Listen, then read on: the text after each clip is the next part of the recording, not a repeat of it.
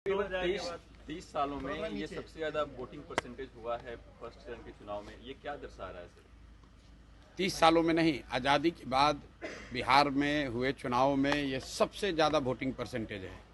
ये दो बातों को दिखाता है। पहला कि जो बात हम लोग पिछले कई महीनों से, बल्कि मैं 1-2 साल से कह रहा हूँ कि बिहार में 60% से ज़्यादा जनता बदलाव चाहती है और पिछले 25-30 साल से जो राजनीतिक विकल्प के अभाव में एक तरह से धीरे धीरे राजनीति को लेकर, चुनाव को लेकर उदासीनता बन गई थी, विकल्प नहीं था लोगों के पास। अब जनसुराज के आने से उनको एक नया विकल्प मिला है और बढ़ा हुआ जो वोटिंग परसेंटेज है वो दो बातों को दिखाता है। एक कि लोगों को एक नए विकल्प को देखकर उत्साह रहा है और बड़े पैमाने पर वोटिंग हुई है, बदलाव के लिए वोटिंग हुई है। और दूसरी बात, जो बड़े प्रवासी मजदूर हैं जो बहुत बड़ी संख्या में छठ के बाद रुके हुए हैं, उन्होंने अपना और अपने परिजनों का, अपने मित्रों का जो वोट कराया है उसने सबको सरप्राइज किया है।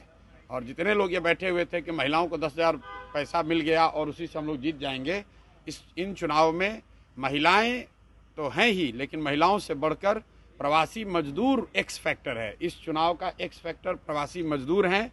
वो क्या कर रहे हैं, वो अपने दोस्तों, मित्रों, परिवार वालों से कैसे वोट करा रहे हैं, इसी से बिहार का चुनाव तय होगा।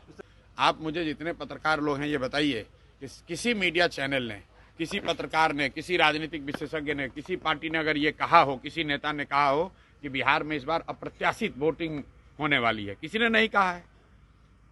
और ऐसा नहीं है कि महिलाओं का वोटिंग ज़्यादा हुआ है। पहली बार बिहार में युवाओं की वोटिंग सबसे ज़्यादा हुई है। सबसे ज़्यादा एग्रेसिव होकर युवा वोट किया है। तो अगर युवा वोट कर रहा है तो अपने भविष्य के लिए वोट कर रहा है, बिहार में बदलाव के लिए वोट कर रहा है, बेहतरी के लिए वोट कर रहा है।